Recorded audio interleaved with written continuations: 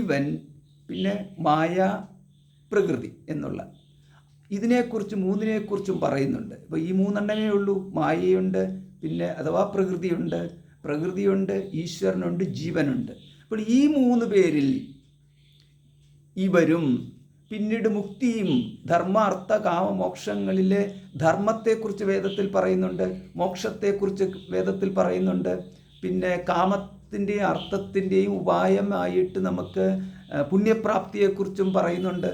ഇപ്പം ധർമാർത്ഥ കാമ മോക്ഷങ്ങളെല്ലാം തന്നെ വേദത്തിൽ പരാമർശിക്കുന്നുണ്ട്.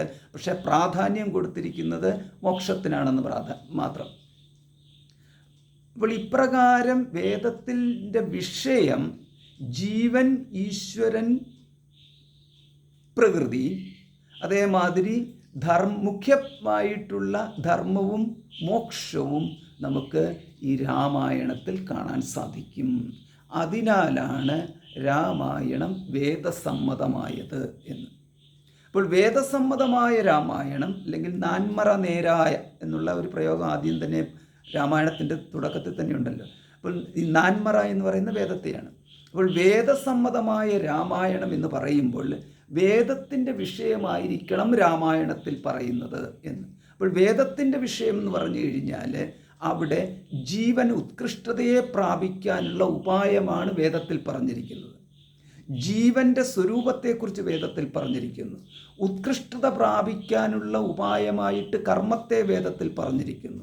അതേപോലെ ഉത്കൃഷ്ടത പ്രാപിക്കാനുള്ള ഉപായമായിട്ട് ജ്ഞാനത്തെയും വേദത്തിൽ പറഞ്ഞിരിക്കുന്നു. അപ്പോൾ ജ്ഞാനം പ്രകൃതിയെക്കുറിച്ചുള്ള ജ്ഞാനം കൊണ്ട് ജീവാത്മാവിനൊരു ഉത്കൃഷ്ടത പ്രാപിക്കുക എന്ന് പറയുന്നതല്ല, പകരം ഈശ്വരനെക്കുറിച്ചുള്ള ജ്ഞാനത്താലാണ് ജീവാത്മാവിന് ഉത്കൃഷ്ടത പ്രാപിക്കാൻ സാധിക്കുന്നത്. ഈ ഉത്കൃഷ്ടമായിട്ടുള്ള ഒന്നിനെ അറിയുകയും ആ ഉത്കൃഷ്ടമായിട്ടുള്ളതിനെ പ്രാപിക്കുകയും ചെയ്തെങ്കിൽ മാത്രമാണ് ജീവന് ഉത്കൃഷ്ടതയിലേക്ക് എത്തുവാൻ സാധിക്കുന്നത്. അതിനാൽ ഈശ്വരപ്രാപ്തി എന്ന് പറയുന്ന ഒരു ലക്ഷ്യം വേദത്തിൽ കൊടുത്തിരിക്കുന്നു എന്ന്. അപ്പോൾ ഇപ്രകാരം നമ്മൾ നോക്കിക്കഴിയുമ്പോൾ രാമായണം എങ്ങനെയാണ് ഈ ജീവൻ, ഈശ്വരൻ, പ്രകൃതി, ധർമ്മം, മോക്ഷം ഇവയെല്ലാം സമന്വയിപ്പിച്ചുകൊണ്ട് അവതരിപ്പിച്ചിരിക്കുന്നത് എന്ന്. അപ്പോൾ ഇവയെല്ലാം തന്നെയാണ് വേദത്തിൽ പറഞ്ഞിരിക്കുന്ന, ഇവയെല്ലാം തന്നെയാണ് രാമായണത്തിലുമുള്ളത് എങ്കിൽ രാമൻ്റെ മാർഗം എന്നുള്ളത്തെ മാർഗം ആരുടെ മാർഗമാണ് രാമായണത്തിലുള്ളത്? രാമായണത്തിൽ ഉള്ള മാർഗം എന്ന് പറയുന്നതിൻ്റെ സാധ്യത ഇവിടെ ഉള്ളതെന്ന് പറയുന്നത് നമുക്ക് ലൗകിക ദൃഷ്ട്യാ നോക്കിക്കഴിഞ്ഞാൽ ഓരോരോ വ്യക്തികളുണ്ട്. ആ വ്യക്തിയിൽ അനേകം വ്യക്തികളിലെ ഒരു വ്യക്തിയുടെ യാത്രയാണോ, അഥവാ അനേകം ജീവികളുള്ളതിലെ മനുഷ്യരുടെ യാത്രയാണോ, അഥവാ അനേകം ഈ ആത്മസ്വരൂപങ്ങളായിട്ട് ജീവാത്മാക്കളായിട്ട് അനേക ലോകങ്ങളിൽ വ്യവഹരിക്കുന്നവരിലെ ദേവൻ എന്ന ഗണത്തിൽപ്പെടുന്ന ഒരു ദേവൻ്റെ യാത്രയാണോ, അല്ലെങ്കിൽ ഏതെങ്കിലും ഒരു തരത്തിലുള്ള അപ്രകാരമുള്ള ഒരു ജീവാത്മാവിൻ്റെ യാത്രയാണോ? അപ്പോൾ ഇങ്ങനെ നമുക്ക് പല വിധത്തിൽ ആരുടെ യാത്രയാണ്? ഇനി അഥവാ ഈശ്വരൻ്റെ, ബ്രഹ്മാവിഷ്ണു മഹേശ്വരന്മാരായിരിക്കുന്ന ത്രിമൂർത്തികളിലെ ഒരു മൂർത്തിയായിട്ടുള്ള വിഷ്ണുവിൻ്റെ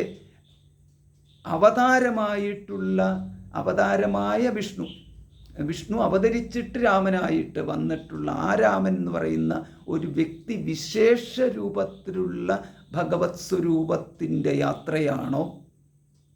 അപ്പോൾ ഇപ്രകാരം നമുക്ക് യാത്ര ആരുടെ എന്നുള്ളതിനകത്ത് ഒരു സംശയം ഉണ്ടാവാം. ഇനി അഥവാ ഈശ്വരൻ്റെ തന്നെ യാത്രയാണോ? അപ്പോൾ ഈശ്വരൻ്റെ യാത്ര എന്ന് പറയുമ്പോൾ ഏത് ഈശ്വരൻ്റെ യാത്ര? അനേക ഈശ്വരന്മാരുണ്ടോ? അപ്പോൾ ഈശ്വരനെക്കുറിച്ച് പറയുമ്പോൾ ബ്രഹ്മാവിഷ്ണു മഹേശ്വരന്മാർ എന്ന് പറയുന്നിടത്ത് അത് നിൽക്കും. ബാക്കിയുള്ളവരുടെ കാര്യം വരുമ്പോൾ ബാക്കി മുഴുവൻ ദേവന്മാരായിട്ട് വരും. പിന്നീട് ഈ ബ്രഹ്മാവിഷ്ണു മഹേശ്വരന്മാരുടെ അവതാരം ഒക്കെ എന്ന് പറയുന്നത് വീണ്ടും ഈശ്വരനായിട്ട് വരും. അതായത് ഈശ്വരൻ എന്ന് പറഞ്ഞു കഴിഞ്ഞാൽ ഒരു നിർവചനമുണ്ട്: ഭരിക്കുന്നവൻ, സർവരെയും അതിക്രമിച്ച് നിൽക്കുന്നവൻ, സർവരെയും ഭരിക്കുന്നവൻ, സർവരുടെയും സൃഷ്ടാവായിട്ട് നിൽക്കുന്നവൻ, സർവരുടെയും സംരക്ഷകനായിട്ട് നിൽക്കുന്നവൻ, സർവരുടെയും ശിക്ഷകനായിട്ട് നിൽക്കുന്നവൻ, സർവരെയും ഉദ്ധരിക്കുവാൻ ശേഷിയുള്ളവൻ, സർവരുടെയും വിനാശത്തിന് കാരണമാകുന്നവൻ. ഇങ്ങനെ, അതായത് സർവരെന്ന് പറഞ്ഞു കഴിഞ്ഞാൽ ഭൂമി തൊട്ട് സ്വർഗം വരെയുള്ള സകല ലോകങ്ങളും, അഥവാ ഇനിയും നമുക്ക് പാതാളം മുതൽ ബ്രഹ്മലോകം വരെയുള്ള സർവലോക വാസികളുടെയും ആധിപത്യം യാതൊരുവനുണ്ടോ അദ്ദേഹമാണ് ഈശ്വരൻ എന്ന് പറയുന്നത്. ആ ഈശ്വരൻ്റെ തലത്തിൽ നിൽക്കുവാൻ യോഗ്യരായിട്ടുള്ളത് 3 പേരാണ്: ബ്രഹ്മ, വിഷ്ണു, മഹേശ്വരൻ.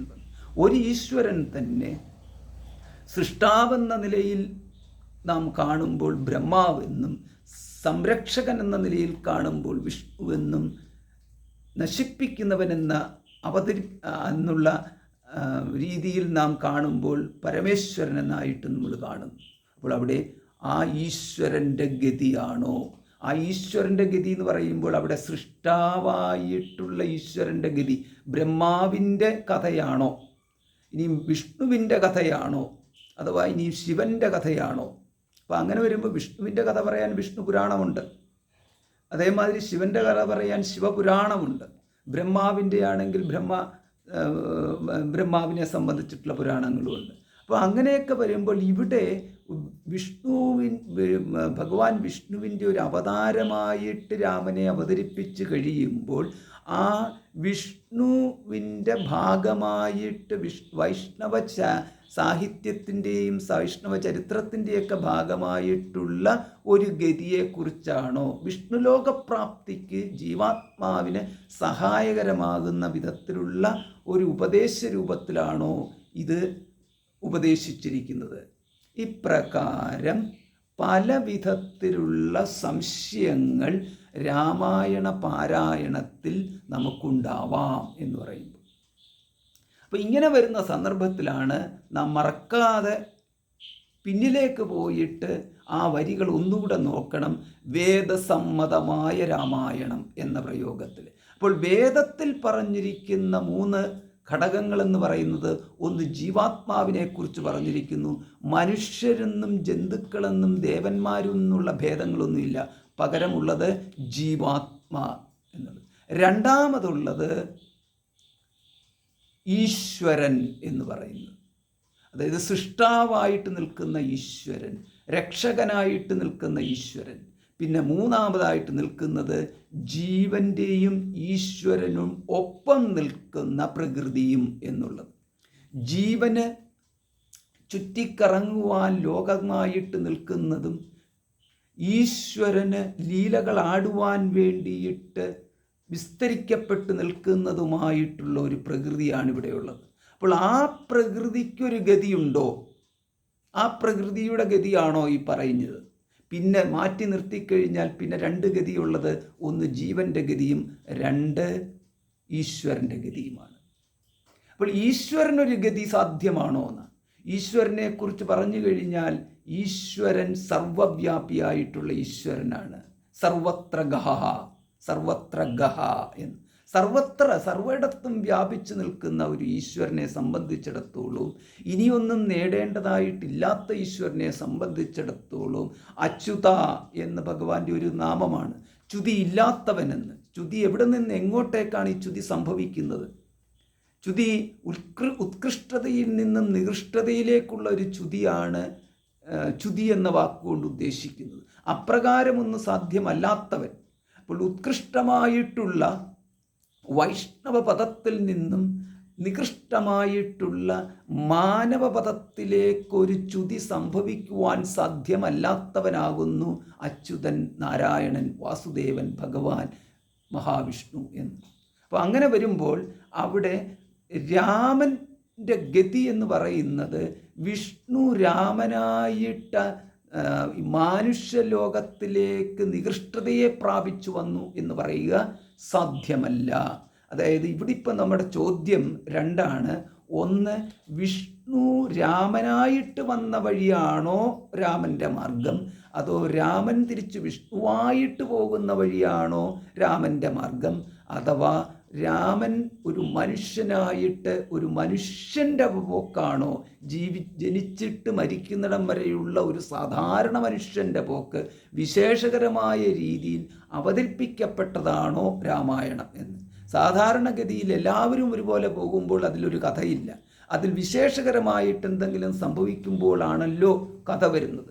അപ്പോൾ അങ്ങനെ അവിടെയാണ് നാടകീയത വരുന്നത്. നാടകീയത വന്നില്ലെന്നുണ്ടെങ്കിൽ സാധാരണ നമുക്ക് കോടിക്കണക്കിന് മനുഷ്യർ ഇവിടെ ഒരേപോലെയാണ് ജനിക്കുന്നു, ജീവിക്കുന്നു, മരിക്കുന്നു, കഥയില്ല. ആർക്കെങ്കിലും ഒരു കഥ പറയണമെന്നുണ്ടെങ്കിൽ സാധാരണഗതിയിൽ നിന്നും വ്യത്യസ്തമായിരിക്കണം. അപ്പോൾ വ്യത്യസ്തമായ ഒരു ജീവിതചര്യയാണ് അവിടെ സംഭവിച്ചിരിക്കുന്നത്. എങ്കിൽ രാമൻ്റെ ഗതി എന്ന് പറഞ്ഞിരിക്കുന്നത് രാമൻ ഒരു സാധാരണ മനുഷ്യൻ എന്ന നിലയിൽ, ആ സാധാരണത്വം അവിടെ പറഞ്ഞിരിക്കുന്നത് മനുഷ്യൻ എന്ന അർത്ഥത്തിൽ മാത്രമാണ്. ഇവിടെ ഇപ്പോൾ രാജപുത്രൻ എന്നുള്ള സ്ഥാനം കിട്ടി. രാജപുത്രൻ എന്നുള്ള സ്ഥാനത്തു നിന്നും ഈ രാജ്യം തന്നെ തിരസ്കരിച്ചുകൊണ്ട് സർവ്വ ഐശ്വര്യങ്ങളെയും സർവ്വസുഖങ്ങളെയും തിരസ്കരിച്ചുകൊണ്ട് വനത്തിലേക്ക് പോകേണ്ടി വന്ന രാമൻ്റെ കഥയാണോ രാമായണം എന്ന്? അവിടെയും രാമൻ്റെ വഴി തന്നെയാണുള്ളത്.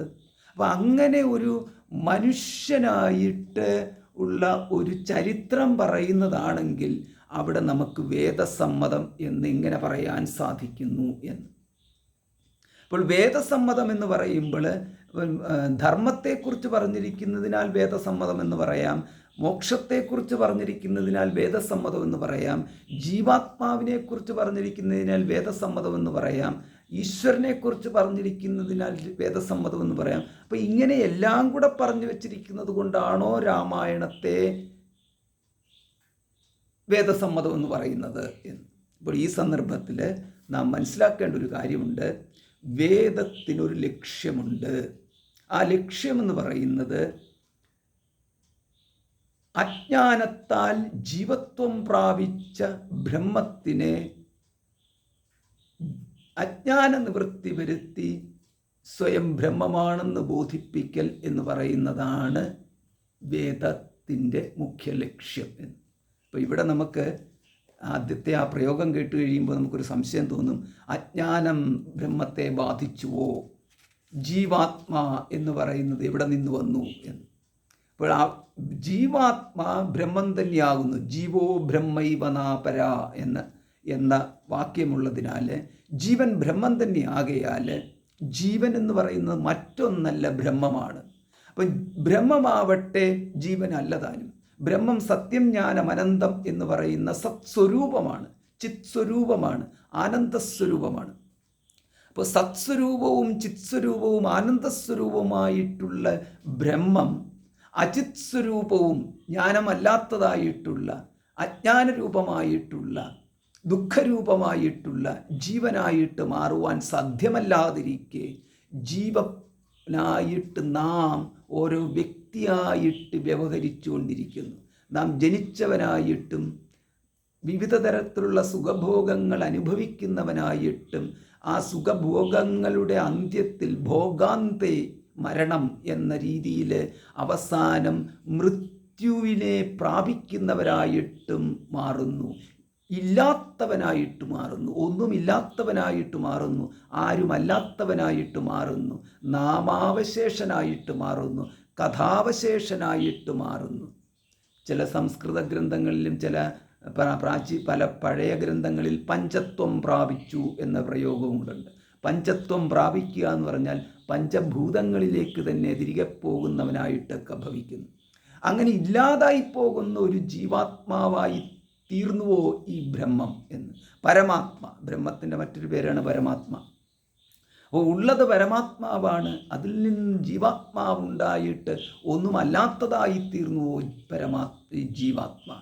അങ്ങനെ പരമാത്മാവിൽ നിന്ന് ജീവാത്മാവുണ്ടാകാൻ സാധ്യതയുണ്ടോ? പരമാത്മാവിൽ നിന്ന് ജീവാത്മാവുണ്ടായാൽ പുത്ര എന്നുള്ള സ്ഥാനമാണോ ജീവാത്മാവിന് കിട്ടുന്നത്? അല്ലെങ്കിൽ മറ്റേത് സ്ഥാനമാണ് കിട്ടുക? തിരിച്ചു പോയാൽ എവിടം വരെ പോകാം? പരമാത്മാവ് വരെ പോകാൻ സാധിക്കുമോ? പരമാത്മാവിൻ്റെ അടുത്ത് വരെ പോകുവാൻ സാധിക്കുമോ? അതുപോലെ പരമാത്മാവിനാൽ പ്രീതി കിട്ടിയതായിട്ട് ഏതെങ്കിലും ഉത്കൃഷ്ട ലോക വാസസ്ഥനായിട്ട് വസിക്കുന്നവനായിട്ടിരിക്കാൻ സാധിക്കുമോ? അപ്പോൾ ഇങ്ങനെയുള്ള വിവിധ വിഷയങ്ങളിലൂടെ നമ്മുടെ മനസ്സ് കടന്നു പോകുമ്പോൾ ഇവയൊന്നും തന്നെ ആയിരിക്കത്തില്ല വേദത്തിൻ്റെ വിഷയം എന്ന് നമുക്ക് മനസ്സിലാക്കേണ്ടിയിരിക്കുന്നു.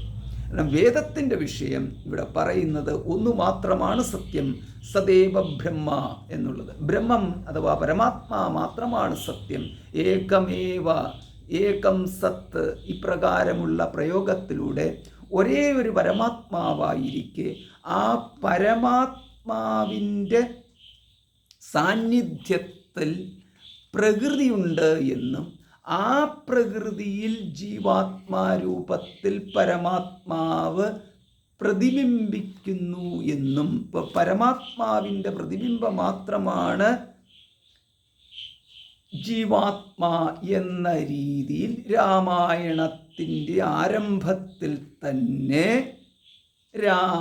സീതാദേവി ആഞ്ജനേയ സ്വാമിയോട് പറയുന്നതിൽ നിന്നും നമുക്ക് മനസ്സിലാക്കാം വേദത്തിൻ്റെ തത്വം എങ്ങനെയാണ് രാമായണത്തിൽ പറഞ്ഞിരിക്കുന്നത് എന്ന്. അവിടെ പ്രത്യേകിച്ചെടുത്ത് പറയുന്ന ഭാഗമാണ് പരമാത്മാവാകുന്ന ബിംബത്തിൻ പ്രതിബിംബം പരിചിൽ കാൺമതതു ജീവാത്മാവെന്നറികടൂ എന്ന്. അപ്പോൾ പരമാത്മാവിൻ്റെ പ്രതിബിംബമാണ് ജീവാത്മാ. പ്രതിബിംബം എന്ന് പറഞ്ഞു കഴിഞ്ഞാൽ ബിംബിക്കുവാനൊരിടം വേണം, അങ്ങനെ പ്രതിബിംബിക്കുവാനൊരിടം വേണം. അത് വരുന്നത് ഈ ഓരോരോ ജലാശയെ കേവലം മഹാകാശം നേരെ നീ കാൺമീലയോ കണ്ടാലും അതുപോലെ.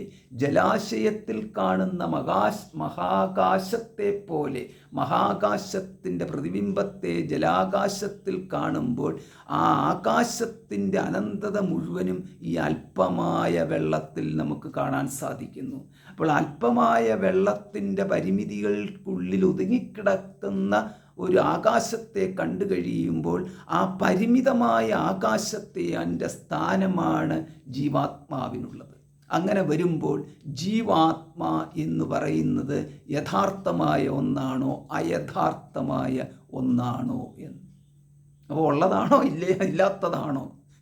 ഉള്ളതെന്നൊരിക്കലും പറയാൻ സാധിക്കത്തില്ല, ഇല്ലാത്തതെന്നും ഒരിക്കലും പറയാൻ സാധിക്കാത്ത തരത്തിലാണ് ഇതിൻ്റെ ഗതി. കാരണം ഇവിടെ നമുക്ക് ജലത്തിൽ പ്രതിബിംബിച്ചിരിക്കുന്ന ആകാശം എന്ന പോലെ എന്ന പ്രയോഗത്തിൽ ജലത്തിൽ ആകാശം പ്രതിബിംബിച്ചു കഴിഞ്ഞാൽ ആ പ്രതിബിംബം ഇല്ല എന്ന് പറയാൻ പറ്റത്തില്ല. അത് കാണുന്നതിനാൽ ഉണ്ട് എന്ന് പറയാൻ പറ്റത്തില്ല. കാരണം മഹാകാശം മാത്രമാണ് സത്യം. മഹാകാശത്തിലുള്ള ആദിത്യനെ പ്രതിബിംബിതമായിട്ടുള്ള ആകാശത്തിൽ കണ്ടാൽ ആ തലയ്ക്ക് മുകളിൽ നിൽക്കുന്ന സൂര്യൻ്റെ സർവ്വഗുണങ്ങളോടും കൂടി ഈ ജലത്തിനുള്ളിൽ പ്രതിബിംബിച്ച സൂര്യനുണ്ടെന്നൊരിക്കലും നമുക്ക് പറയാൻ സാധ്യമല്ല. അതുപോലെ ഇത് ചിത്രത്തിൽ മാത്രം, അതായത് ഒരു പ്രകടനത്തിൽ അതുപോലെ അതേപോലെയാണ് ജീവാത്മാവിൻ്റെ സ്ഥാനവും. പറയുമ്പോൾ ചേതനയുണ്ട്, പക്ഷേ അചേതനത്തിലേക്ക് പോകുന്ന തരത്തിലുള്ള ഒരു പ്രതീതിയാണ് അവശേഷിക്കുന്നത്. അചേതനത്തിലേക്ക് പോവുക എന്ന് പറഞ്ഞാൽ മരിക്കുക എന്നർത്ഥം, മരണത്തിലേക്ക് പോകുന്നു എന്നുള്ളത്. സത്യം, ജ്ഞാനം, അനന്തം, ഇതിൻ്റെ എല്ലാം ഇത് ഉള്ളത് എന്ന് പറയാൻ ഇപ്പോഴുള്ളത് എന്ന് മാത്രമേ പറയാൻ സാധിക്കത്തുള്ളൂ. എന്നുമുള്ളത് എന്ന് പരമാത്മാവിനെ പറയുമ്പോൾ ഇപ്പോഴുള്ളത് എന്നാണ് ഓരോ വ്യക്തിക്കും അവനവനെക്കുറിച്ച് പറയുവാനുള്ളത്. അതേപോലെ ജ്ഞാനം എന്ന് പറയുമ്പോൾ സർവജ്ഞത്വവും സർവജ്ഞാനം എന്ന് പറയുന്നത് ഉള്ളതാണ്. ചിത് സ്വരൂപം, കേവല ജ്ഞാനസ്വരൂപം എന്ന് പറയുന്നത് അതിൻ്റെ ഏറ്റവും ഒരു അല്പമായ ഭാവമാണ് ഒരു ജീവൻ എന്ന നിലയിൽ ഒരു വ്യക്തിക്കുള്ളത്. അല്പം ജ്ഞാനം, തൻ്റെ കണ്ണുകൾക്ക്, തൻ്റെ ഇന്ദ്രിയങ്ങളുടെ പരിധിക്കുള്ളിനെക്കുറിച്ച് അതിനുള്ളിൽ തന്നെ പൂർണ്ണമായിട്ട് ഒരു വസ്തുവിനെയും അറിയാത്ത വിധം അല്പമായ ഒരു ജ്ഞാനം മാത്രം എന്നുള്ളത്. പിന്നെ വേണമെങ്കിൽ ജ്ഞാനം അല്പസ്വല്പം കൂട്ടാം. ആ കൂട്ടി എത്ര വെച്ച് കഴിഞ്ഞാലും മറ്റുള്ളവരെക്കാളും ഒരല്പം, തനിക്ക് സമരായിട്ടുള്ള മറ്റുള്ളവരെക്കാളും ഒരല്പജ്ഞാനം കൂടുമെന്നുള്ളതല്ലാതെ അതിനപ്പുറത്തേക്ക് കടക്കാൻ സാധ്യമല്ല. സർവജ്ഞാനവും നേടുവാൻ സാധ്യമല്ല. പിന്നെ മൂന്നാമത്തെ വാക്കായിട്ടുള്ള അനന്തത്തിലേക്ക്, പരമാത്മാവ് അനന്തമായിരിക്കെ ജീവാത്മാവിന് ഒരു തരത്തിലും അനന്തത്വം സ്വയം തന്നിൽ തന്നെ കാണുവാൻ സാധിക്കുന്നുമില്ല. ദേഹത്താൽ പരിമിതനാക്കപ്പെട്ട്, ഇന്ദ്രിയങ്ങളാൽ പരിമിതമാക്കപ്പെട്ട്, മനോവിചാരങ്ങളാൽ പരിമിതമാക്കപ്പെട്ട്, ബുദ്ധിയുടെ ജ്ഞാന പരിമിതിക്കുള്ളിൽ ഒതുങ്ങിക്കിടക്കുന്ന, എല്ലാവിധത്തിലുള്ള ഒതുക്കങ്ങൾക്കും ശേഷം സ്വപ്നത്തിൻ്റെ ലോകത്തിലും അതേമാതിരി വ്യാവഹാരിക ലോകത്തിലും വിഹരിച്ചിട്ട് അല്പമായ നാമമാത്രമായ സുഖദുഃഖങ്ങൾ അനുഭവിച്ചുകൊണ്ട് കടന്നു പോകുന്ന ഇല്ലായ്മയിലേക്ക്, അവനവൻ്റെ അസ്തിത്വത്തിൻ്റെ തന്നെ ഇല്ലായ്മയിലേക്ക് എത്തിപ്പോകുമോ എന്ന് ഭയപ്പെട്ട് ജീവിക്കുന്ന, ഭയത്താൽ തന്നെ തന്നെ ദുഃഖിയാക്കി മാറ്റിക്കൊണ്ട് ജീവിക്കുന്ന ഒരു വ്യക്തിയായിട്ടാണ് ജീവാത്മാവിൻ്റെ ഗതി, ജീവാത്മാവിൻ്റെ സ്വരൂപവും തന്നെ നിൽക്കും. അപ്പോൾ ഇങ്ങനെ വരുമ്പോൾ ഇവിടെ നമുക്ക് എന്തിനാൽ പരമാത്മാ ജീവാത്മാ ഇങ്ങനെയുള്ള പ്രയോഗത്തിൽ അവനവൻ്റെ അസ്തിത്വത്തിനെ തന്നെ ചോദ്യം ചെയ്യുവാൻ ആവശ്യപ്പെട്ടുകൊണ്ടാണ് രാമായണം തുടങ്ങുന്നത് എന്ന്. ചോദ്യം ചെയ്യലാണ് രാമായണം. ചോദ്യം ചെയ്യുമ്പോൾ ഒരു വഴി തുറന്നു തരുന്നു. ആ തുറക്കപ്പെട്ട വഴിയിലാണ് രാമായണത്തിൻ്റെ വഴി കിടക്കുന്നത്. ആ വഴിയിൽ കൂടെ സഞ്ചരിക്കുന്നവനാണ് രാമായണത്തിലെ സഞ്ചാരി എന്ന് പറയുന്നത്. ആ സഞ്ചാരി മറ്റാരുമല്ല, ഒരു ജീവാത്മാവിൻ്റെ സഞ്ചാരം തന്നെയാണ്. അപ്പോൾ ജീവാത്മാവിൻ്റെ സഞ്ചാരത്തിന് സഹായകരമായ രീതിയിൽ ഇവിടെ രാമായണം അവതരിപ്പിക്കപ്പെട്ടിരിക്കുന്നു എന്ന്. ഇപ്പോൾ രാമായണം അവതരിപ്പിക്കപ്പെട്ടിരിക്കുന്നതിനകത്ത് ജീവാത്മാവിന് ആദ്യം തന്നെ ഉപദേശിക്കുന്നത് തത്വജ്ഞാനപരമായിട്ടുള്ള കാര്യങ്ങൾ ആദ്യം തന്നെ ഉപദേശിക്കുന്നു. പക്ഷേ ആ ഉപദേശം, അതാണ് രാമായണത്തിൻ്റെ തുടക്കത്തിൽ തന്നെ രാമഹൃദയം ഉപദേശിക്കുന്നു. ആ രാമഹൃദയത്തിൽ ഉപദേശിക്കുമ്പോൾ അവിടെ രാമൻ പരമാത്മാവാണ്. ആ പരമാത്മാവായ രാമൻ ജനിക്കുന്നില്ല, മരിക്കുന്നില്ല, യാതൊരു വിധത്തിലുള്ള യാത്രയുമില്ലാത്തവനായ രാമനെയാണ് തുടക്കത്തിൽ തന്നെ പറയുന്നത്. പക്ഷേ അങ്ങനെയല്ലല്ലോ. അങ്ങനെ വരുമ്പോൾ അവിടെ ഒരു ഗതിയുള്ളതായിട്ട് നമുക്ക് കാണാം. ഇങ്ങനെ വരുമ്പോൾ അവിടെ നമുക്ക് കാണാം ജീവാത്മാവിൻ്റെ ഒരു ഗതി എന്ന തരത്തിലാണ് രാമായണം നൽകിയിരിക്കുന്നത്. അതായത് സ്വയം ജീവിച്ച് പരമാത്മാ ജീവാത്മാവായിട്ട് സ്വയം അവതരിച്ചുകൊണ്ട്, സ്വയം തൻ്റേതായിട്ടുള്ള മാർഗത്തിലൂടെ സഞ്ചരിച്ചുകൊണ്ട് ജീവാത്മാക്കളെ, ഓരോരോ ജീവാത്മാക്കളെയും ബോധിപ്പിക്കുന്നു. ഇങ്ങനെ പോകൂ എങ്കിൽ തിരിച്ചു വീണ്ടും പരമാത്മപ്രാപ്തിയിലേക്ക് എത്താം എന്ന്.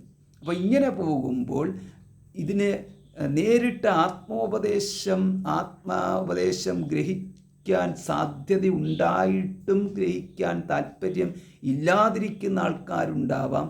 ആത്മോപദേശം ശ്രവിക്കുവാൻ സാധ്യതയുണ്ടെങ്കിലും ശ്രവിച്ചാൽ മനസ്സിലാക്കാത്തവരായിട്ട് ആൾക്കാർ ഉണ്ടാവാം. ഇനിയും ശ്രവിച്ചു മനസ്സിലാക്കിയെന്നുണ്ടെങ്കിലും പിന്നെയും സംശയങ്ങൾ അവശേഷിക്കുന്നതിനാൽ അതിലൊരു സ്ഥിരീകരണം വരുത്തുവാൻ സാധ്യമല്ലാത്ത തരത്തിൽ ആൾക്കാരുണ്ടാവാം. പിന്നീട് പ്രാരബ്ധവശാൽ ഗൃഹപുത്രാദികളിൽ മഗ്നരായിട്ട് ചേതന സമ്പൂർണമായിട്ടും അവരുടെ ഉന്നമനത്തിന് വേണ്ടിയിട്ടും അവർക്ക് വേണ്ടി ജീവിക്കുവാൻ വേണ്ടിയിട്ടും ഉപയോഗിക്കുന്ന വിധത്തിൽ സ്വയം തൻ്റെ തന്നെ ആത്മസ്വരൂപത്തെ പരിമിതപ്പെടുത്തിയവരായിട്ടുമുള്ള ആൾക്കാരുണ്ടാവാം.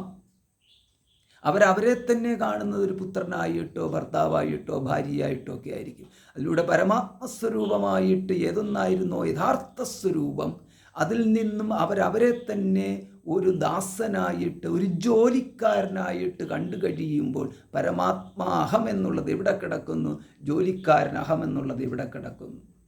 ആ അപ്രകാരം മാറ്റിയിട്ടുള്ള ആൾക്കാരും ഉണ്ടാവാം എന്ന്. കേൾക്കാൻ അവസരമുണ്ടായി, കേട്ടു എന്നതുകൊണ്ട് മനസ്സിലായെങ്കിൽ പോലും അതിലൊരു ഉറപ്പില്ലാതെ വരുമ്പോൾ അവിടെ ഈ ജ്ഞാനത്തിൻ്റെ സ്ഥിരീകരണത്തിന് വേണ്ടിയിട്ട്, ജ്ഞാനം ശരിയായിട്ട് നിൽക്കുവാൻ വേണ്ടിയിട്ട് അവിടെ നമുക്ക് ഉപാസനകളെ ആശ്രയിക്കേണ്ടി വരുന്നു എന്ന്. അപ്പോൾ ജ്ഞാനം ഉണ്ടാകാൻ വേണ്ടിയിട്ട് ആദ്യം ശ്രവണം നടത്തണം. ആ ശ്രവണത്തിൻ്റെ ഫലമായിട്ട് നമുക്ക് ഈ മോക്ഷത്തിന് വേണ്ടിയിട്ട്, മോക്ഷം എന്ന് പറയുമ്പോൾ ഇവിടെ പരമാത്മ ജീവാത്മ ബന്ധം എന്താണെന്ന് തിരിച്ചറിയൽ ആകുന്ന രൂപമാണ് മോക്ഷം എന്ന് പറയുന്നത്. ആ മോക്ഷത്തിലേക്ക്, അതായത് സർവസംസാര ദുഃഖ നിവൃത്തിയെയാണ് മോക്ഷം എന്ന് പറയുന്നത്, മുക്തി എന്ന് പറയുന്നത്. മുക്തി ദുഃഖ നിവൃത്തിയാണ്. ദുഃഖത്തിൽ നിന്നാണ് മുക്തി, അല്ല മറ്റൊന്നിൽ നിന്നല്ല. ദേഹത്തിൽ നിന്നൊരു മുക്തി എന്ന് പറഞ്ഞു കഴിഞ്ഞാൽ അല്ല തന്നെ നമ്മൾ മരിക്കും. മരിക്കത്തില്ല എന്ന് ആർക്കും പറയാൻ പറ്റത്തില്ല. ഒന്ന് മാത്രമേ ഉള്ളൂ സത്യം. ജനിച്ചാൽ മരിക്കും എന്നുള്ളത് മാത്രമേ സത്യം ഒരുവൻ്റെ ലൗകിക ജീവിതത്തിലുള്ളൂ. ബാക്കിയുള്ളതൊന്നും നടന്നു കഴിഞ്ഞത് മുഴുവൻ സത്യമെന്ന് പറയാം. നടക്കാൻ പോകുന്ന സത്യം എന്ന് പറയാൻ നമുക്കൊന്നിനെ മാത്രമേ പറ്റത്തുള്ളൂ, അത് മരിക്കും എന്നുള്ളതാണ്. അപ്പോൾ ഇപ്രകാരമുള്ള ഈ വ്യക്തിയെ സംബന്ധിച്ചിടത്തോളം ഇവിടെ നമുക്ക് ഈ ജ്ഞാനത്തിന് ആകാൻ വേണ്ടിയിട്ട് അവനവനെ തന്നെ ഒന്ന് പരിഭാഗപ്പെടുത്തിയെടുക്കണം, യോഗ്യത നേടണം. ആ യോഗ്യത എന്ന് പറഞ്ഞു കഴിഞ്ഞാൽ ഇന്ദ്രിയങ്ങളുടെയും മനസ്സിൻ്റെയും മേഖലയിലുള്ള നമ്മുടെ ആധിപത്യം. ആ ആധിപത്യം എന്ന് പറഞ്ഞാൽ മറ്റൊന്നല്ല, ഇതിനെ മോക്ഷമാർഗത്തിലേക്ക്, പരമാത്മ ദർശനത്തിലേക്ക്, ദർശനം ജ്ഞാനം, പരമാത്മജ്ഞാനത്തിലേക്ക് വഴിതിരിച്ചു വിടുന്ന വിധത്തിൽ നമ്മൾ നമ്മളെ തന്നെ മാറ്റിയെടുക്കണം എന്ന്. അങ്ങനെ നമ്മൾ നമ്മളെ തന്നെ മാറ്റിയെടുക്കുമ്പോൾ അതിന് വേണ്ടുന്ന ഒരു പദ്ധതി, ഒരു ഉപാസനാ പദ്ധതി വേണം. ആ ഉപാസനാ പദ്ധതിയാണ് ക്രിയാമാർഗോപദേശത്തിൽ നമുക്ക് കാണാൻ സാധിക്കുന്നത്. അപ്പോൾ ക്രിയാമാർഗോപദേശത്തിൽ രാമനെ ആരാധിക്കാൻ പറയുമ്പോൾ ശ്രീരാമചന്ദ്രൻ പറയുന്നുണ്ട്, ആ രാമനെ എവിടെ നിന്നെടുത്തിട്ട് ഉപാസിക്കണം, എവിടേക്ക്, ഉപാസനയ്ക്ക് ശേഷം എവിടേക്ക് പറഞ്ഞു വിടണം, ഇത് നാം വിട്ടുകളയരുത് എന്ന്. ഇനി നമുക്കിതിൻ്റെ വരികളിലേക്ക് നോക്കിക്കഴിഞ്ഞാൽ, തന്നുടെ ഗൃഹ്യോക്തമാർഗേണ മന്നിടത്തിങ്കൽ ദ്വിജത്വമുണ്ടായി വന്നാൽ. ഗൃഹ്യോക്തമാർഗേണ, ഗൃഹ്യസൂത്രങ്ങൾ, ഓരോരുത്തരും അവരവർക്ക് നിശ്ചയിച്ചിരിക്കുന്നതായ കർമ്മം ഏതാണെന്ന് പറഞ്ഞു വച്ചിരിക്കുന്ന ഗ്രന്ഥങ്ങളാണ്. വേദത്തിന് അനുകൂലമായിട്ട് ഈ കർമ്മം മാർഗത്തെ മുഴുവൻ വിശദീകരിച്ചിരിക്കുന്ന സൂത്രഗ്രന്ഥങ്ങളാണ് ഗൃഹ്യസൂത്രങ്ങൾ എന്നൊക്കെ പറയുന്നത്. അങ്ങനെയുള്ള ഗൃഹ്യസൂത്രങ്ങളിൽ പറഞ്ഞിരിക്കുന്ന വിധം കർമ്മങ്ങളെ അനുഷ്ഠിച്ചിട്ട് മന്നിടത്തിങ്കൽ ദ്വിജത്വമുണ്ടായി വന്നാൽ ഇപ്രകാരം. അപ്പോൾ ഇവിടെ ഈ ബ്രാഹ്മണ ക്ഷത്രിയ വൈശ്യത്വം വരുമ്പോഴാണ് ദ്വിജത്വം എന്ന് പറയുന്നത്. അപ്പോൾ ദ്വിജൻ എന്ന് പറഞ്ഞാൽ രണ്ടാമത് ജനിച്ചവനാണ്. ബ്രാഹ്മണനും ദ്വിജനാണ്, ക്ഷത്രിയനും ദ്വിജനാണ്, വൈശ്യനും ദ്വിജനാണ് എന്ന്. രണ്ടാമത് ജനിച്ചവൻ എന്നർത്ഥം. ആദ്യം ജനിച്ചവൻ ശൂദ്രൻ എന്ന് പറയുന്നു. പിന്നീട് ഉപനയനം കൊണ്ടാണ് രണ്ടാമത്തെ ജന്മം ഉണ്ടാകുന്നത്. ഉപനയനം എന്ന് പറയുമ്പോൾ വേദജ്ഞാനത്തിലേക്ക് നയിക്കലാണ് ഉപനയനം. അതായത് വേദജ്ഞാനത്തിനാൽ ആണ് രണ്ടാം ജന്മം കിട്ടുന്നത്. വേദജ്ഞാനത്തിലേക്ക് നയിക്കുമ്പോൾ, വേദത്തിലേക്ക് പ്രവേശിക്കുമ്പോൾ രണ്ടാം ജന്മമായി. ലൗകികത്തിൽ നിൽക്കുമ്പോൾ ഒന്നാമത്തെ ജന്മവും, ജ്ഞാനത്തിലേക്ക് പ്രവേശിക്കുമ്പോൾ രണ്ടാം ജന്മവും കിട്ടുന്നു എന്നാണ് അതിൻ്റെ സാരം. അപ്രകാരം ജ്ഞാനം കിട്ടിയിട്ട് ആചാര്യനോട് മന്ത്രം കേട്ടു സാദരം ആചാര്യപൂർവം ആരാധിക്ക മാമിടു. മാം, എന്നെ, ആചാര്യനിൽ നിന്ന് മന്ത്രത്തെ ഗ്രഹിച്ചിട്ട്, എൻ്റെ മന്ത്രത്തെ ഗ്രഹിച്ചിട്ട്, രാമമന്ത്രത്തെ ഗ്രഹിച്ചിട്ട് വിധിപൂർവകം ആരാധിക്കുക എന്ന്. ഹൃത്കമലത്തിങ്കലാകിലുമാം പുനരഗ്നി ഭഗവാങ്കിലും ഭഗവാങ്കലാകിലും മാമിടൂ എന്ന്. അപ്പോൾ എവിടെ ആരാധിക്കണം? കമലത്തിങ്കൽ, ഹൃദയമാകുന്ന താമരയിൽ ഭഗവത് സ്വരൂപത്തെ ആരാധിക്കാം.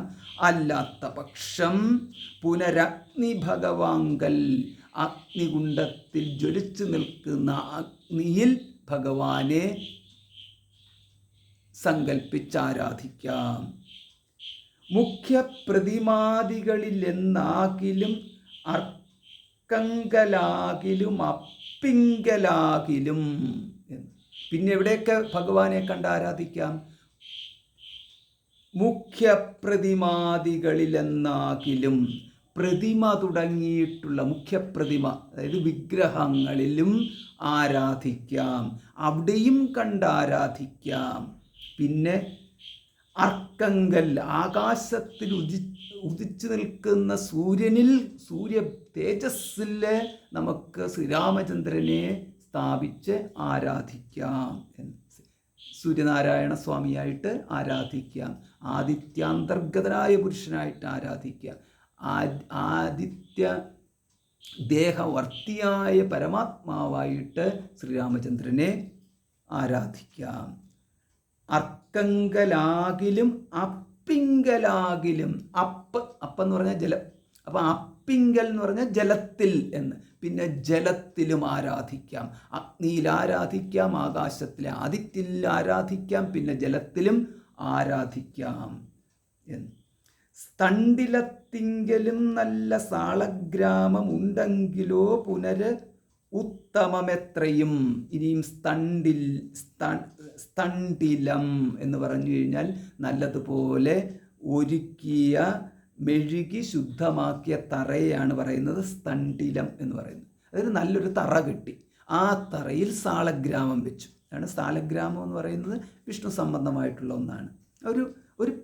ഒരു വിഷ്ണുവിനെ ആവാഹിച്ചിരുത്തുവാൻ വേണ്ടിയിട്ടുള്ള ഒന്നാണ് സാളഗ്രാമം. സാലഗ്രാമത്തിൽ ഉണ്ടെങ്കിലോ പുനരുത്തമമെത്രയും, എങ്കിൽ അതും ഉത്തമമാണ്. അപ്പോൾ എവിടെയൊക്കെ വേണമെങ്കിലും രാമനെ കണ്ട് ആരാധിക്കാം എന്നുള്ളത്. ഹൃദയത്തിന് തൊട്ട് സാലഗ്രാമം വരെ ഉള്ളതിൻ്റെ ഒരു ലിസ്റ്റ് തന്നിരിക്കുകയാണ്. എങ്കിലും പറയുകയാണ്, ഇതിൽ നിർത്തേണ്ടതില്ല, മറ്റെന്തെങ്കിലും നമുക്ക് തോന്നുകയാണെങ്കിൽ അവിടെയും ആവാം. വേദതന്ത്രോക്തങ്ങളായ മന്ത്രങ്ങൾ കൊണ്ടാദരാൽ മൃല്ലേപനാദി വിധി വഴി കാലേ കുളിക്ക വേണം ദേഹശുദ്ധയെ. പിന്നെ അപ്പോൾ നമുക്ക് ഈ കുളിക്കൽ തുടങ്ങിയിട്ടുള്ളതെല്ലാം വൈദികമായ രീതിയിലാണ്. ഓരോരോ മന്ത്രങ്ങൾ ജപിച്ചുകൊണ്ടാണ് കാലത്തെഴുന്നേൽക്കുന്നതും പല്ല് തേക്കുന്നതും കുളിക്കുന്നതും ഒക്കെ. അതിൻ്റെ വിധിയുണ്ട്, മന്ത്രത്തോട് കൂടിയിട്ടുള്ളതാണ്. അപ്പോൾ ആ മന്ത്രത്തോട് കൂടിയിട്ടുള്ള ആ വേദതന്ത്രോക്തങ്ങളായ മന്ത്രങ്ങൾ, അങ്ങനെ മൃല്ലേപനാദി വിധി വഴി, മൃത്ത് എന്ന് പറയുന്നത് മണ്ണാണ്. അപ്പം മണ്ണ് തേച്ച് കുളിക്കൽ എന്നുള്ളത്. അപ്പം മെഴുക്ക് കളയാൻ വേണ്ടിയിട്ട്, എണ്ണ തേച്ചിട്ടുള്ള എണ്ണകൾ കളയാൻ വേണ്ടിയിട്ട് ഇന്നത്തെ മാതിരി നമുക്ക് ഉപായങ്ങളൊന്നുമില്ലാത്തതിനാൽ പണ്ട് ഇഞ്ച തേച്ച് കുളിക്കലും പിന്നെ ഈ മണ്ണ് തേച്ച് കുളിക്കലൊക്കെയാണ്. അപ്പോൾ ഇവിടെ മൃല്ലേപനാദി എന്നുള്ള പ്രയോഗത്തിൽ അപ്രകാരം, മൃത്ത് ലേപനം, അതാണ് മൃല്ലേപനം, അപ്രകാരമുള്ള രീതിയിൽ കൂടെ വേണ്ട വിധത്തിൽ കുളിച്ച്, കാലേ കുളിച്ച് എന്ന്. അപ്പോൾ ഇന്നത്തെ രീതിയിൽ പറ്റുന്നത് പോലെയൊക്കെ ചെയ്യാം. കാലേ കുളിക്ക വേണം ദേഹശുദ്ധയെ. എന്നിട്ടോ തീർന്നില്ല, മൂലമറിഞ്ഞു സന്ധ്യാവന്ദനാദിയാം നിത്യ കർമ്മം ചെയ്തു പിന്നെ സ്വകർമ്മണ ശുദ്ധ്യർത്ഥമായി ചെയ്യുക സങ്കല്പമാദിയേ. പിന്നെ അവനവൻ്റേതായിട്ടുള്ള ഏതൊരു മന്ത്രത്തെയാണോ ഈ സന്ധ്യാവന്ദനാദികൾക്കൊക്കെ ചെയ്യാൻ വേണ്ടിയിട്ട് അറിയാവുന്നത്, ആ മന്ത്രങ്ങളെല്ലാം ചൊല്ലിക്കൊണ്ട് സന്ധ്യാവന്ദനം തുടങ്ങിയിട്ടുള്ളത് ചെയ്യണം. അതായത് രാവിലെ കുളിച്ചു കഴിഞ്ഞാൽ സന്ധ്യാവന്ദനം ചെയ്യണം, ഉച്ചയ്ക്കാണെങ്കിൽ അതേമാതിരി സന്ധ്യാവന്ദനം ചെയ്യണം, പിന്നെ സന്ധ്യയ്ക്കാണെങ്കിൽ ഇതേമാതിരി സന്ധ്യാവന്ദനം ചെയ്യണം. സന്ധ്യ എന്ന് പറയുമ്പോൾ ഉച്ചയ്ക്ക് എവിടുന്നാണ് സന്ധ്യ എന്ന് നമുക്ക് സംശയം ഉണ്ടാകും. സന്ധിക്കുന്നതാണ് സന്ധ്യ എന്ന് പറയുന്നത്.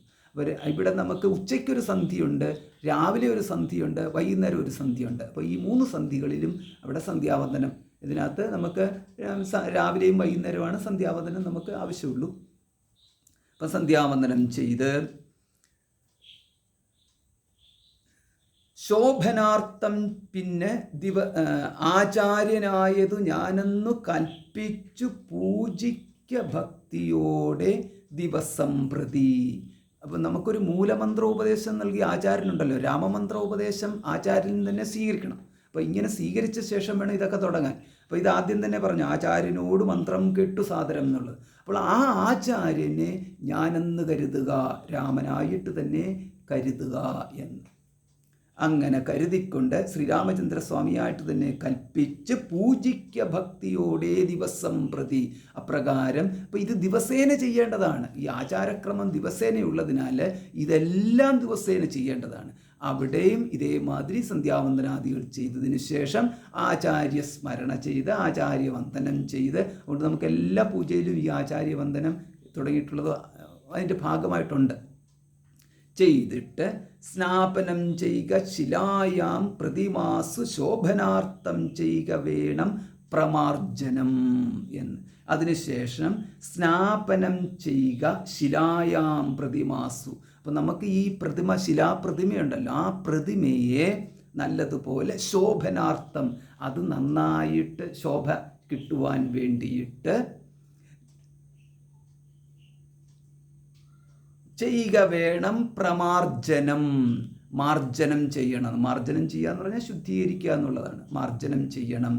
നമുക്ക് ഈ കഴുകൽ എന്നൊക്കെയുള്ള രീതിയിലാണ് മാർജനം എന്ന് പറയുന്നത്. അങ്ങനെ പ്രമാർജനം ചെയ്യണം.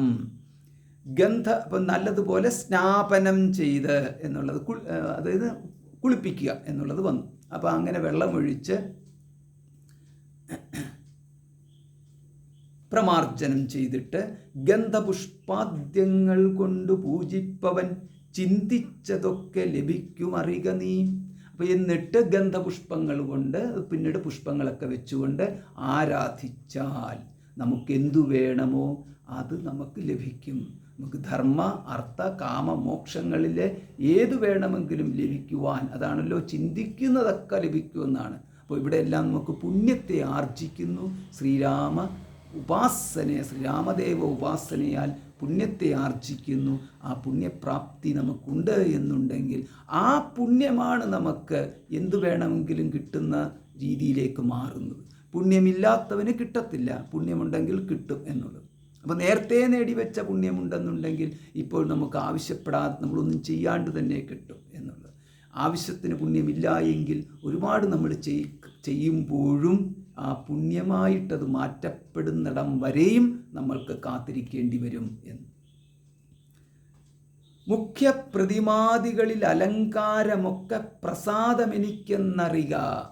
ഇപ്രകാരം ഈ മുഖ്യപ്രതിമ എന്ന് പറഞ്ഞിരിക്കുന്നത് ഇവിടെ ഈ പ്രതിമ ഭഗവത് രൂപത്തെ നമുക്ക് വെച്ചിട്ട് ആരാധിക്കാം. കാരണം മാനുഷ്യരൂപമായിട്ടാണ് ശ്രീരാമചന്ദ്രൻ്റെ കഥ ഉള്ളത്. അതിനാൽ മാനുഷാകാരത്തിൽ തന്നെ പ്രതിമ സ്ഥാപിച്ചിട്ട് നമുക്ക് അവിടെ ഭഗവാനെ സ്മരിക്കാം എങ്കിലും എന്ന്.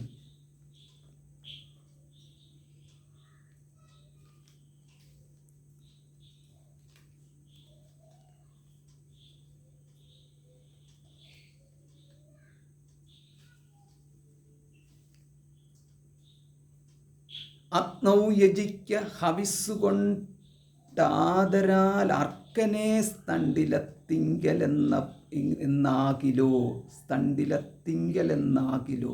അഗ്നൗ യജിക്ക ഹവിസ്സുകൊണ്ടാദരാൽ അർക്കനെ. അഗ്നിയിൽ ഹവിസ്സുകൊണ്ട് അർക്കനെ ആരാധിക്കാൻ, ആദിത്യനെ ആരാധിക്കുക എന്ന്. നമുക്ക് ഈ സൂര്യായ നമഃ, സൂര്യായ സ്വാഹ പ്രകാരം ഹവിസർപ്പിച്ചുകൊണ്ട്, അഗ്നിയിൽ ഹവിസർപ്പിച്ചുകൊണ്ട്, ആദിത്യനെ സങ്കല്പിച്ചുകൊണ്ട്, ആദിത്യാന്തർഗതനായ ശ്രീരാമസ്വാമിയെ സങ്കല്പിച്ചുകൊണ്ട് ഹോമം ചെയ്തും ഈ ആരാധന, ഈ ഉപാസന ചെയ്യാവുന്നതാണ്. ഇനിയും സ്തണ്ടിലത്തിങ്കലെന്നാകിലോ മുമ്പിലെ സർവപൂജാദ്രവ്യമായവ സമ്പാദനം ചെയ്തു വേണം തുടങ്ങുവാൻ. എന്തോരു ഉപദേശമാണ്, കനിവോട് കൂടിയിട്ടുള്ള ഉപദേശമാണ് നൽകുന്നത്. ഇനി ഈ മെഴുകിയ തറയിൽ വെച്ചിരിക്കുന്ന സാളഗ്രാമ തുടങ്ങിയിട്ടുള്ളതിലേക്കാണ് പൂജ ചെയ്യാൻ ഉദ്ദേശിക്കുന്നതെങ്കിൽ, പ്രതിമയിലേക്കാണ് പൂജ ചെയ്യാൻ ഉദ്ദേശിക്കുന്നതെങ്കിലോ എന്താ ചെയ്യേണ്ടത്?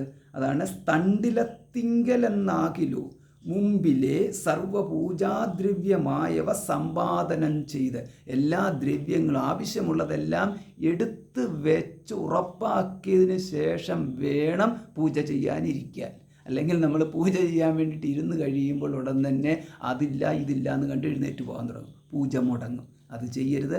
എല്ലാം സമ്പാദിച്ചു വേണം തുടങ്ങുവാൻ. ശ്രദ്ധയോടും കൂടെ വാരിയെന്നാകിലും ഭക്തനായുള്ളവൻ തന്നാലതിപ്രിയം. അപ്പം ശ്രദ്ധയോടുകൂടിയിട്ട് പത്രം പുഷ്പം ഫലം തോയം യോമേ ഭക്ത്യാ പ്രയച്ഛതി. അപ്പം അതിനകത്ത് പത്രം, ഇല, തുളസീപത്രമായാലും പുഷ്പം ചെത്തിപ്പൂവായാലും ഫലം തോയം കദളീഫലം നൽകിയാലും ശരി, ഇനി അതല്ല ഒന്നുമില്ലെങ്കിൽ വെള്ളം മാത്രം നൽകിയാലും എന്ന്. പല ക്ഷേത്രങ്ങളിലും നമുക്ക് ജലം കൊണ്ട് നദിയിൽ പോകുന്നു, വെള്ളമെടുക്കുന്നു, ഭഗവാന് അവിടെ അർച്ചിക്കുന്നു. പ്രകാരം നമുക്ക് കാണാൻ സാധിക്കുന്നത് ഈ ഒരു പ്രയോഗമുള്ളത് കൊണ്ടാണ്. ഭക്തിയാൽ ശ്രദ്ധയോടുകൂടി വാരിയെന്നാകിലും വെള്ളം ആണെങ്കിലും ഭക്തനായുള്ളവൻ തന്നാൽ അതിപ്രിയം. ഗന്ധപുഷ്പാക്ഷത ഭക്ഷ്യ ഭോജ്യാദികൾ എന്തു പിന്നെ പറയണമോ ഞാനിടോ. പിന്നെ ഈ മറ്റു ദ്രവ്യങ്ങളെല്ലാം വെച്ച് പൂജിക്കുകയാണെങ്കിൽ പിന്നെ അതിൻ്റെ മഹത്വം വളരെയധികം ഉണ്ട് എന്ന് തന്നെ ഭഗവാൻ പറയുന്നു. വസ്ത്രാജിന കുശാദ്യങ്ങളാൽ ആസനമുത്തമമായതു കൽപ്പിച്ചു കൊള്ളണം. അപ്പം വസ്ത്രം, പിന്നെ അജിനം തോല്, പിന്നെ കുശം. അപ്പം കുശമിട്ട് കുശം എന്ന് പറഞ്ഞാൽ കുശപ്പുല്ല്, അതായത് ദർഭ എന്നുള്ളത്. അപ്പം പുൽപ്പായ്, ഇന്നത്തെ കാലത്ത് നമുക്കൊരു പുൽപ്പായ്, അന്നത്തെ കാലത്തെ കാര്യമാണ് ഇവിടെ പറയുന്നത്. അപ്പോൾ അവിടെ ആദ്യം പുല്ലുകൊണ്ട്, പിന്നെ അതിനുശേഷം അതിൻ്റെ മുകളിൽ തോല് വിരിച്ച് അതിൻ്റെ മുകളിൽ വസ്ത്രം വിരിച്ചിട്ട് വേണം ഇരിക്കുവാൻ എന്ന്. അത് സ്ഥിരം സുഖമാസനം. നമുക്ക് ഇരുന്നാൽ യാതൊരു വിധത്തിലുള്ള ദേഹോപദ്രവവും ഉണ്ടാവാത്ത വിധത്തിലുള്ള ഇരിപ്പായിരിക്കണം ഉപാസനയ്ക്കിരിക്കാൻ വേണ്ടിയിട്ട് എന്ന്. അങ്ങനെ ഇരുന്നിട്ട് ദേവസ്യ സന്മുഖേ ശാന്തനായി ചെന്നിരുന്ന വിർമുദാലിപിന്യാസം കഴിക്കണം. അപ്പം ദേവസ്യ ദേവൻ്റെ മുമ്പിലിരുന്നു കൊണ്ട് നമ്മൾ ഉപാസിക്കാൻ പോവുകയാണ്. അപ്പോൾ ദേവ പ്രതിമയുണ്ട്, സാളഗ്രാമമുണ്ട്. ഇങ്ങനെ ആ ദേവൻ്റെ മുന്നിൽ ഇരുന്നു കൊണ്ട് ഇനിയുള്ള ന്യാസങ്ങളെക്കുറിച്ച് പറയുകയാണ്. അപ്പം ന്യാസം എന്ന് പറയുന്നത് ഈ പൂജയുടെ ഭാഗമായിട്ട് ന്യാസങ്ങൾ പറയുന്നുണ്ട്. ന്യാസം എന്ന് പറഞ്ഞു കഴിഞ്ഞാൽ ചില മന്ത്രങ്ങളും ചില കർമ്മങ്ങളും ഒക്കെ ആയിട്ടുള്ളതാണ് ന്യാസം എന്ന് പറയുന്നത്. അപ്പോൾ ഇവിടെ 2-3 ന്യാസങ്ങളെക്കുറിച്ച് പറയുന്നുണ്ട്. ലിപിന്യാസം, തത്വന്യാസവും, കേശവാദ്യേന ചെയ്ക മമ മൂർത്തി പഞ്ചരന്യാസവും. അപ്പം പഞ്ചരന്യാസം, തത്വന്യാസം, ലിപിന്യാസം, ഇങ്ങനെയുള്ളതെല്ലാം ചെയ്യുക എന്ന്. മന്ത്രന്യാസവും ചെയ്യണം എന്നുള്ളത്, അന്യാസം എന്നുള്ള ഒരു ഭാഗം. അതായത് എല്ലാ മന്ത്രങ്ങളും ജപിക്കുന്നതിന് മുമ്പായിട്ട് ഈ അംഗന്യാസം, കരന്യാസം എന്നൊക്കെ പറഞ്ഞിട്ട് ആ മന്ത്രത്തിൻ്റെ മുന്നിൽ അതുണ്ടാവും. അപ്പോൾ ഇതെല്ലാം ഈ ആചാര്യൻ പഠിപ്പിക്കും. മൂലമന്ത്രോപദേശം എന്ന് പറയുമ്പോൾ ഒരു മന്ത്രോപദേശം മാത്രമല്ല, പൂജാവിധാനം മുഴുവൻ ആചാര്യൻ അവിടെ പഠിപ്പിക്കും. അപ്പോൾ അതിനാലാണ് ആചാര്യൻ വേണമെന്ന് പറയുന്നത്. അപ്രകാരം പഠിച്ചിട്ടാവുമ്പോൾ ഇതെല്ലാം നമുക്ക് സുഖകരമായിട്ട് ചെയ്യാൻ സാധിക്കും. തന്നുടെ മുമ്പിൽ വാമേ കലശം വെച്ചു ദക്ഷിണഭാഗേ കുസുമാദികളെല്ലാം അക്ഷതഭക്തിവ സംഭരിച്ചിടണം. തന്നുടെ മുമ്പിൽ വാമേ കലശം വെച്ച്, വാമഭാഗത്ത് വെള്ളം വെച്ച്, കലശം വെച്ച്, ദക്ഷിണഭാഗത്തിൽ, വലത്തുഭാഗം ദക്ഷിണഭാഗം, വാമഭാഗം ഇടത്തുഭാഗം, മുന്നിൽ ഇടത്തുഭാഗത്തായിട്ട് കലശം വെച്ച്, വലത്തുഭാഗത്തായിട്ട് കുസുമാദികളെല്ലാം അക്ഷതഭക്തൈവ സംഭരിച്ചിടണം. അക്ഷതഭക്തി, ക്ഷതമില്ലാത്ത ഭക്തിയോടുകൂടിയിട്ട് വേണം ഇതെല്ലാം സംഭരിച്ചു വെക്കുവാൻ. ശ്രദ്ധയാ എന്നുള്ളത് അവിടെ ഉണ്ട്. അതായത് ആ ഭക്തി എന്ന് പറയുന്നത് ശ്രദ്ധ ആണ്. അതായത് ഇത് ഉത്കൃഷ്ടത്തിന് വേണ്ടിയിട്ട്, ഭഗവത് ആരാധനയ്ക്ക് വേണ്ടിയിട്ട് എന്നുള്ള ആ ഒരു ബുദ്ധിയിൽ നിന്നും യാതൊരു വിധത്തിലും ച്യുതി ഉണ്ടാവാത്ത, വ്യതിചലിക്കാത്ത തരത്തിൽ വേണം ഇവയെല്ലാം സംഭരിച്ചു വെക്കുവാൻ എന്ന്. അപ്പോൾ നമ്മൾ പ്രത്യേകം ശ്രദ്ധിക്കണം, ഇത് സംഭരിക്കുന്ന ഇടവും അതേപോലെ ശുദ്ധമായിരിക്കണം. വിളക്കുകൾ കൊളുത്തുവാൻ എടുക്കുന്ന എണ്ണ നാം ഉറപ്പാക്കണം അത് ഈ ഭഗവാന് മുന്നിൽ വെക്കുവാൻ യോഗ്യമായ എണ്ണയാണോ എന്ന്. അതേപോലെ ഓരോ ദ്രവ്യങ്ങളും ആ ദ്രവ്യങ്ങളുടെ സംഭരണത്തിലെ സങ്കല്പം തന്നെ ശുദ്ധമായിരിക്കണം എന്നാണ് പറയുന്നത്. സങ്കല്പശുദ്ധിയില്ലാത്തതായ ദ്രവ്യങ്ങൾ ഇവിടെ ഉപയോഗിക്കാൻ പാടില്ല എന്ന്. അപ്പം അതൊക്കെ ഇവിടെ നമ്മൾ എങ്ങനെ ശ്രദ്ധിക്കണം എന്നുള്ളതാണ് പറഞ്ഞിരിക്കുന്നത്. അർഘ്യപാദ്യപ്രധാനാർത്ഥമായും മധുപർക്കാർത്ഥമാചമനാർത്ഥമെന്നിങ്ങനെ പാത്രചതുഷ്ടയവും വെച്ചുകൊള്ളണം. പിന്നെ അർഘ്യം കൈ കഴുകാനുള്ള വെള്ളം, പാദ്യം കാല് കഴുകാനുള്ള വെള്ളം, അത് ഈ പൂജയുടെ ഭാഗമായിട്ടുണ്ട്.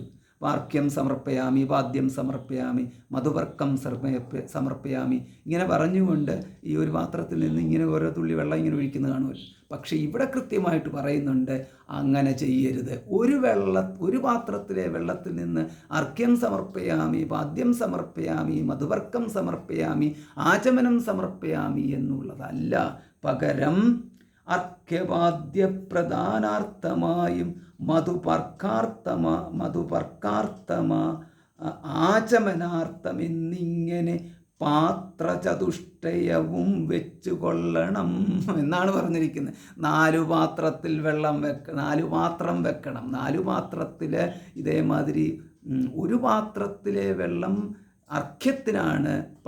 രണ്ടാമത്തേത് അർഘ്യം കഴിഞ്ഞാൽ പാദ്യത്തിനാണ്. അർഘ്യം കൈ കഴുകാൻ ഉള്ള വെള്ളം, പാദ്യം പാദങ്ങൾ കഴുകാനുള്ള വെള്ളം. പിന്നെ മധുപർക്കം എന്ന് പറയുന്നത് കുടിക്കുക എന്നുള്ളത്. മധുപർക്കം. പിന്നെ ആചമനം എന്ന് പറയുമ്പോൾ ഈ നമ്മൾ ഇതുണ്ടല്ലോ, മാധവായ നമഃ, നാരായണായ നമഃ, കേശവായ നമഃ ഇങ്ങനെ പറഞ്ഞുകൊണ്ട് വെള്ളം ഇങ്ങനെ സേവിക്കുന്നു. പിന്നെ ഭഗവാൻ, ഇത് അവനവൻ സേവിക്കുന്നതല്ല, ഭഗവാന് സമർപ്പിക്കുന്നു. അപ്പോൾ അങ്ങനെ സമർപ്പിക്കുന്നതിനാണ് ഈ ആചമനം എന്ന് പറയുന്നത്. അപ്പോൾ അങ്ങനെയുള്ളതിനെല്ലാം വെള്ളം വേറെ 4 പാത്രത്തിൽ വെക്കണം. പാത്രചതുഷ്ടയവും വെച്ചുകൊള്ളണം. പേർത്തു മറ്റൊന്നും നിരൂപണം കൂടാതെ മത്കലാം ജീവസജ്ഞാം തടിദുജ്വലാം ഹൃത്കമലേ ദൃഢം ധ്യാനിച്ചു കൊള്ളണം. ഇവിടേക്ക് തത്വചിന്ത കടന്നു വരുന്നു. ഇപ്പോൾ ഇത്രയും എല്ലാം ചെയ്ത ശേഷം മറ്റൊന്നും നിരൂപണം കൂടാതെ, മറ്റൊന്നും ചിന്തിക്കാതെ മത്കലാം ജീവസജ്ഞാം തടിദുജ്വലാം മിന്നൽ പോലെ ഉജ്ജ്വലിക്കുന്ന മത്കലാം എൻ്റെ കലയായ, പരമാത്മാവായ എൻ്റെ കലയായ ജീവനെന്ന നാമത്തോടു കൂടിയ കലയെ ഹൃത്കമലേ ദൃഢം ധ്യാനിച്ചു കൊള്ളണം. ഹൃത്കമലത്തിൽ ധ്യാനിക്കണം. അപ്പോൾ ഇവിടെ ഈ ഹൃദയത്തിൽ ചേതനയെ ധ്യാനിക്കുന്നു. ജീവാത്മാവാണ് ഹൃദയത്തിൽ വസിക്കുന്നത്, ഭഗവത് കലയാണ് വസിക്കുന്നത്. കാരണം ഇവിടെ നമ്മുടെ ബുദ്ധി സ്വശരീരാന്തർഗതമായ ഹൃദയത്തിൻ്റെ പരിധിക്കുള്ള ഒരു പരിമിതപ്പെട്ട രീതിയിലാണ് അവിടെ നമ്മൾ ഈ ചേതനയെ കാണുന്നത്. അപ്പോൾ അപ്രകാരം കാണുന്നതിനാൽ ജീവാത്മാ എന്ന് പറയുന്നത്. അപരിമിതമായിട്ട് കണ്ടു കഴിഞ്ഞാൽ പരമാത്മാവാണ് നമുക്ക് സങ്കല്പിക്കുവാൻ പരിമിതമായ രീതിയിലേ സാധിക്കത്തുള്ളൂ. ചേതനയെ നാം ഹൃദയത്തിൻ്റെ ഉള്ളിലിരിക്കുന്ന ഒരു ചേതന പ്രകാശസ്വരൂപമായിട്ട്, മിന്നൽപ്പിണർ പോലെയുള്ള പ്രകാശസ്വരൂപമായിട്ട് ധ്യാനിക്കുന്നു. അപ്പോൾ ഇപ്രകാരം ധ്യാനിച്ച ശേഷം പിന്നെ സ്വദേഹമഖിലം ത്വയാ വ്യാപ്തമെന്നുറക്കേണമിളക്കവും കൂടാതെ, പിന്നെ ആ ചേതന, ആ ജീവസ്വരൂപമായിരിക്കുന്ന ഈ ഈശ്വര കല ദേഹം മുഴുവൻ വ്യാപിച്ചിരിക്കുന്നതായിട്ട് സങ്കല്പിച്ചിട്ട് ആവാഹയേ പ്രതിമാദിഷു മത്കലാം ദേവസ്വരൂപമായി ധ്യാനിക്ക കേവലം. ഇപ്പോഴാണ് ഇതിൻ്റെ സംഗതി വന്നത്. ഇപ്രകാരം നമ്മൾ ഇവിടെ ഈ ജീവകലയായിട്ട് ഈശ്വരകലയായിട്ടുള്ള ജീവനെ സങ്കല്പിച്ചിട്ട് ധ്യാനിച്ചിട്ട് അതാവാഹിക്കണം എന്ന്. ആ ജീവകലയെ ആവാഹിക്കുക. ആവാഹിക്കുന്നത് ഈ മന്ത്രം ആവാഹയാമി, ആവാഹിക്കുന്നു. ആവാഹിക്കുന്നു പറയുന്നത് ഇതെല്ലാം സങ്കല്പവും മന്ത്രത്തോടും കൂടി ചേർത്താണ്. അപ്പോൾ ഇവിടെ ജീവാത്മരൂപത്തിലിരിക്കുന്ന ഈ ചേതനയെ അങ്ങോട്ട് ഈശ്വര രൂപത്തിലേക്ക് സങ്കല്പിച്ച് ആവാഹിച്ചിട്ട് ഇനി എവിടെ ഇരുത്തേണ്ടത്? ദേവസ്വരൂപമായി പ്രതിമാദിഷു ആവാഹയേ, ഈ മുന്നിലിരിക്കുന്ന പ്രതിമയിലേക്ക് ആവാഹിക്കുക. അപ്പോൾ ആ പ്രതിമ ചേതനയായിട്ട് വന്നു എന്ന്. അപ്പോൾ ഇതാണ് ഇതിൻ്റെ പ്രക്രിയ. അപ്പോൾ ഇവിടെ മത്കലയായിട്ടിരിക്കുന്ന, എൻ്റെ തന്നെ കലയായിട്ടിരിക്കുന്ന ചേതനാരൂപനായിട്ടുള്ള ജീവാത്മാ എന്നറിയപ്പെടുന്ന ആ ചൈതന്യ, ഉജ്ജ്വല ചൈതന്യത്തിനെ ദേഹം മുഴുവൻ നിറഞ്ഞതായിട്ട് സങ്കല്പിച്ചിട്ട് ആവാഹിച്ച് പ്രതിമയിലേക്ക് കൊണ്ടുവരിക. ഇങ്ങനെ കൊണ്ടുവന്നതിന് ശേഷം പിന്നെ ദേവസ്വരൂപമായി ധ്യാനിക്കുക കേവലം. പിന്നീട് പരിമിതനായിട്ടുള്ള ജീവനായിട്ടോ ജീവിയായിട്ടോ അല്ല, പകരം ഇപ്പോൾ മുന്നിലിരിക്കുന്നത്, അവിടെ ഇരിക്കുന്നത് ദേവസ്വരൂപം, ഇത് ഭഗവത് സ്വരൂപമായിട്ട് ധ്യാനിക്കുക എന്ന്. ധ്യാനിക്കുക കേവലം. അപ്പോൾ ഇപ്പം നമുക്ക് മനസ്സിലാക്കാം, നാം ഒരു ക്ഷേത്രത്തിലെ ഒരു ബിംബത്തിൽ പോയി കണ്ടാൽ എന്താണ് ആരാധിക്കേണ്ടത്, എങ്ങനെയാണ് ധ്യാനിക്കേണ്ടതെന്നുള്ളത് ഇവിടെ കൊടുത്തിട്ടുണ്ട് എന്ന്. അതേമാതിരി ഇവിടെ ധ്യാനിക്കുന്നത് നമ്മുടെ തന്നെ ചേതനയാണ് എന്നുള്ളത് വ്യക്തമായിട്ട് ഇവിടെ കൊടുത്തിട്ടുണ്ട്. പാദ്യവുമർഘ്യം തഥാ മധുപർക്കമിത്യാദ്യൈഃ പുനഃസ്നാനവസ്ത്രവിഭൂഷണൈഃ. എത്രയുണ്ടല്ലതുപചാരമെന്നാൽ അതത്രയും കൊള്ളാമെനിക്കെന്നതേയുള്ളൂ. പിന്നെ ഈ പറഞ്ഞിരിക്കുന്ന മാതിരിയുള്ള എല്ലാം തന്നെ പാദ്യമർഘ്യം തഥാ മധുപർക്കമിത്യാദ്യൈഃ, പിന്നെല്ലാം പുനഃ വീണ്ടും സ്നാനം വസ്ത്രം വിഭൂഷണം. അപ്പം ദേവനെ ഇരുത്തിക്കഴിഞ്ഞാൽ ഇതെല്ലാം വീണ്ടും ചെയ്യണം എന്നുള്ളത്. എല്ലാം ചെയ്ത ശേഷം ആഗമോക്തപ്രകാരേണ നീരാജനൈഃ ധൂപദീപൈഃ നിവേദ്യൈഃ ബഹുവിസ്തരൈഃ. പിന്നെ ഈ ഷോഡശോപചാര പൂജ എന്ന് പറയും, 16 ഉപചാരങ്ങളോട് കൂടിയിട്ടുള്ള ഈ പൂജയിൽ പറഞ്ഞിരിക്കുന്നതായിട്ടുള്ള എല്ലാം തന്നെ കൊടുക്കുക. അതാണ് ഈ നീരാജനം, ദീപം കാണിക്കൽ. പിന്നെ ധൂപം ദീപൈഹി എന്ന്, ധൂപം കാണിക്കുക, ദീപം കാണിക്കുക, ദീപം സമർപ്പയാമി, ധൂപം സമർപ്പയാമി, ഇങ്ങനെ കാണിക്കുക. ഇതെല്ലാം കൊടുത്തതിന് ശേഷം നിവേദ്യൈഹി, നിവേദ്യം കൊടുക്കുക എന്നുള്ളത്. ശ്രദ്ധയാ നിത്യമായി അർച്ചിച്ചു കൊള്ളുകിൽ ശ്രദ്ധയാ ഞാനും ഭുജിക്കുമറിക നീ. ഇതെല്ലാം ശ്രദ്ധയോടുകൂടിയിട്ട് ഇപ്രകാരം ചെയ്തു കഴിഞ്ഞാൽ ആ ശ്രദ്ധാമയോയം പുരുഷ ശ്രദ്ധാവന്തഃ ശ്രദ്ധാവാൻ ലഭതേ ജ്ഞാനം. ഇതെല്ലാം ശ്രദ്ധയോടുകൂടി ചെയ്തു കഴിഞ്ഞാൽ നമുക്ക് ഈശ്വരപ്രാപ്തി, ഈശ്വരൻ്റെ അനുഗ്രഹം ലഭിക്കുമെന്നുള്ള കാര്യത്തിൽ സംശയിക്കേണ്ട എന്ന് ശ്രീരാമചന്ദ്ര ഭഗവാന് ലക്ഷ്മണനോട് ഉപദേശിക്കുന്നു. ഇതിൻ്റെ ഉപദേശം പിന്നെയും കുറച്ചുകൂടിയുണ്ട്, നമുക്കിവിടെ നിർത്താം.